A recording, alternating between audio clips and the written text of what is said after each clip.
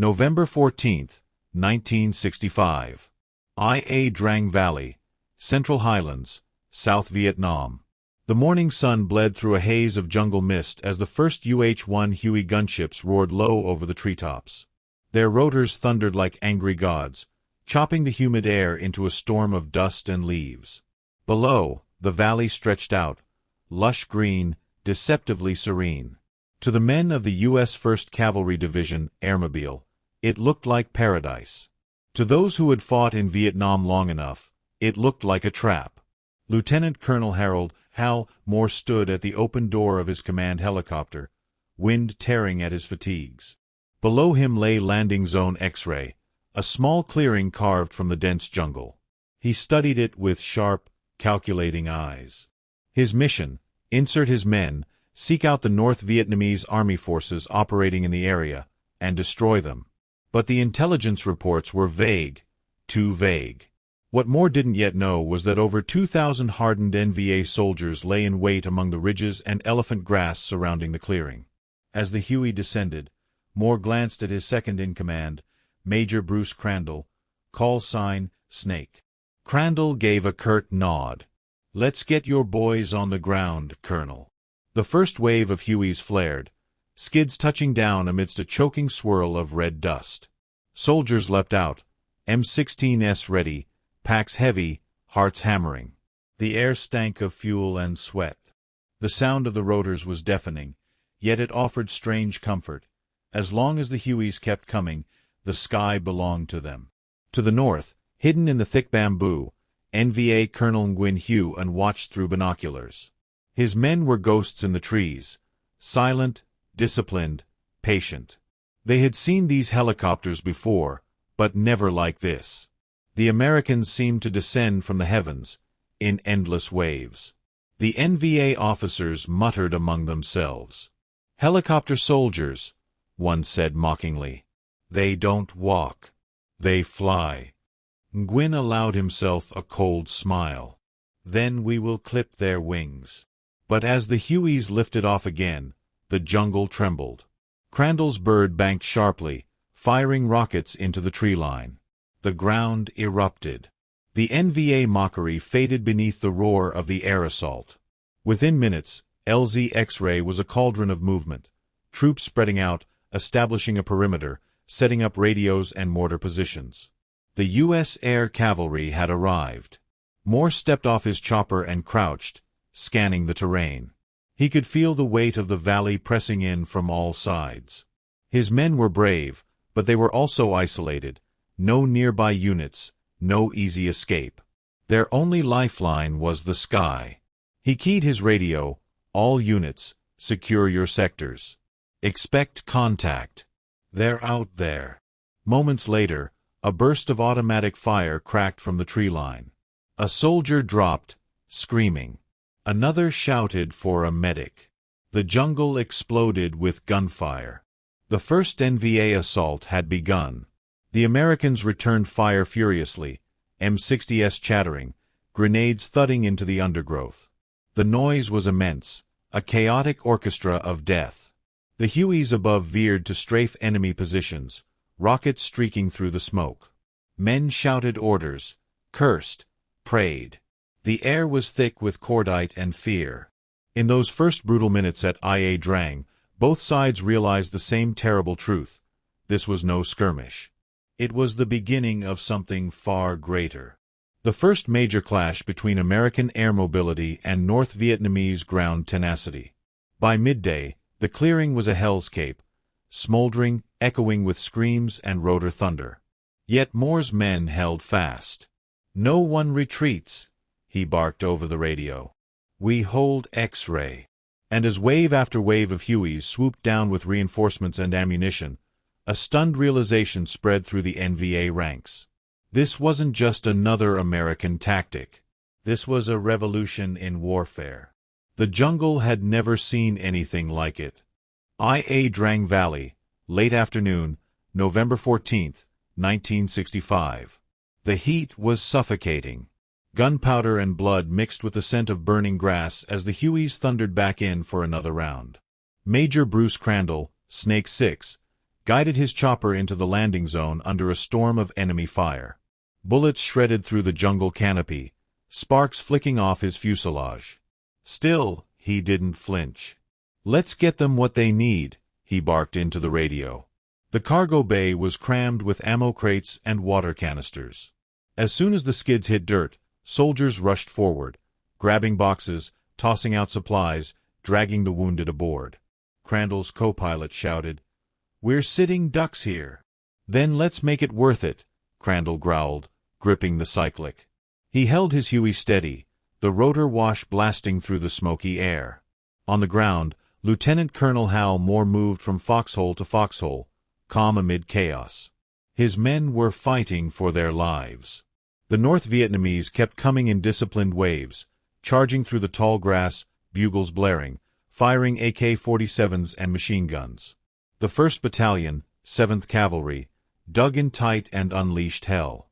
M60 gunners poured lead into the oncoming ranks, tracer rounds slicing red lines through the haze. Above them, the Hueys didn't just deliver troops, they became the fight. Door gunners leaned out, M60s hammering from the sky. Crandall's voice echoed over the comms, "Stay low, keep tight. You're covered." From his hidden position, Colonel Nguyen Hue and watched the battle unfold. His men were brave, no relentless, but the Americans refused to break. The helicopters came like a storm that never ended, ferrying fresh soldiers and supplies while pulling out the wounded with impossible speed. Nguyen clenched his jaw. He had underestimated them.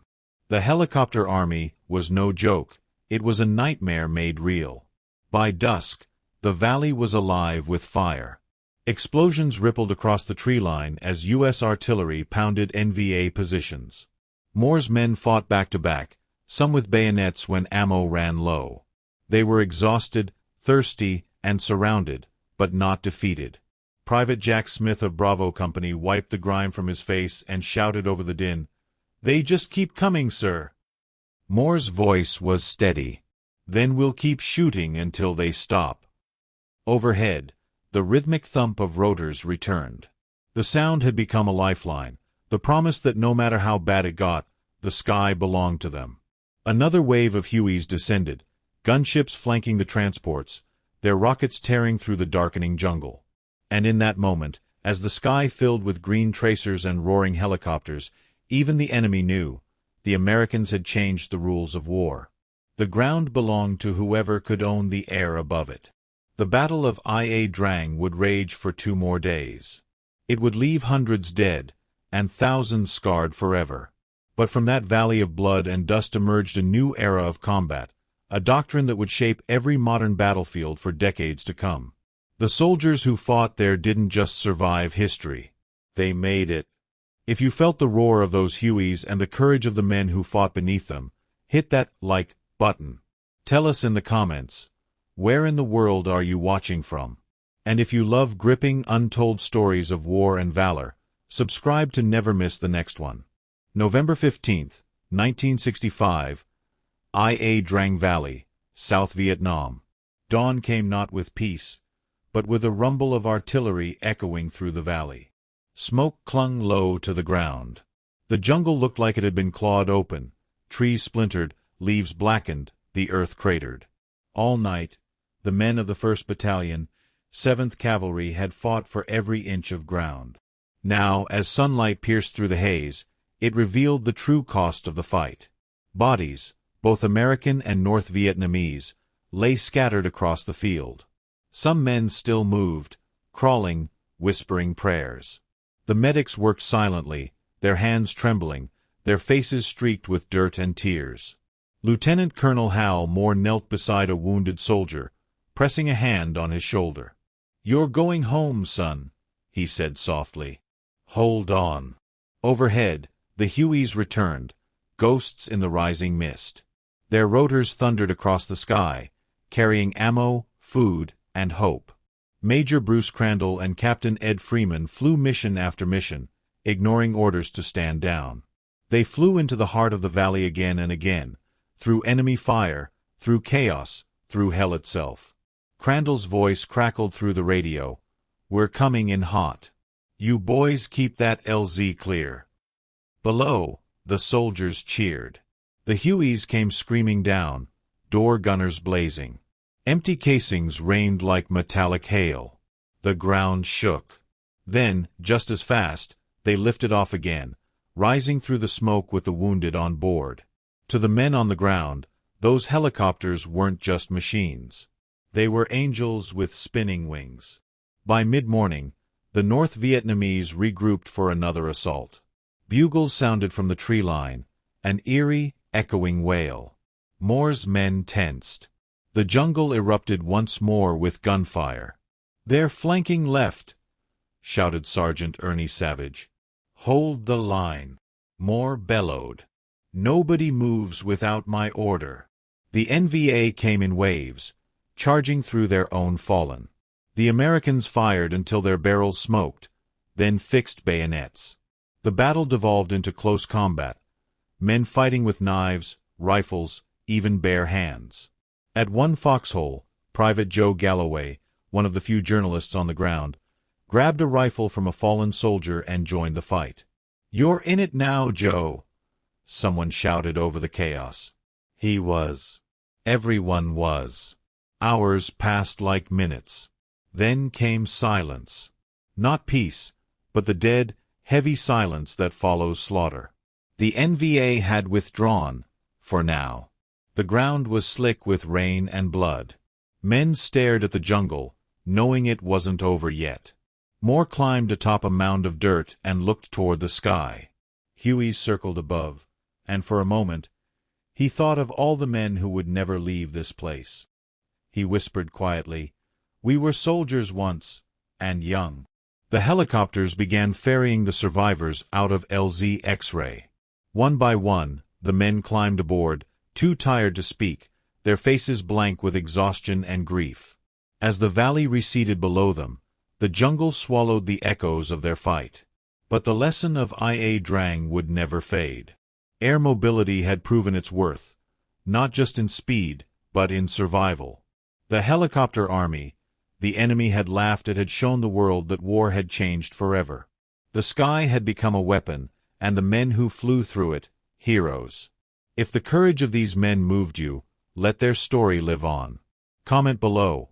Where are you watching from, and what part of this story hit you hardest?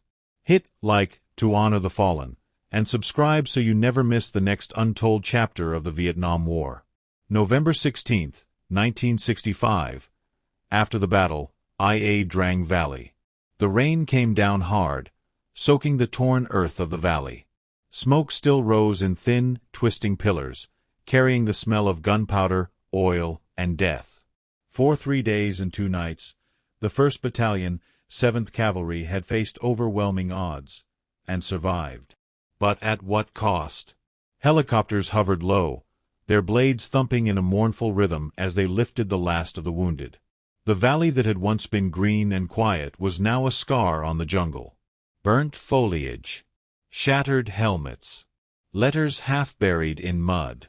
Lieutenant Colonel Hal Moore stood at the edge of the clearing, his helmet tucked under his arm, rain streaking his face.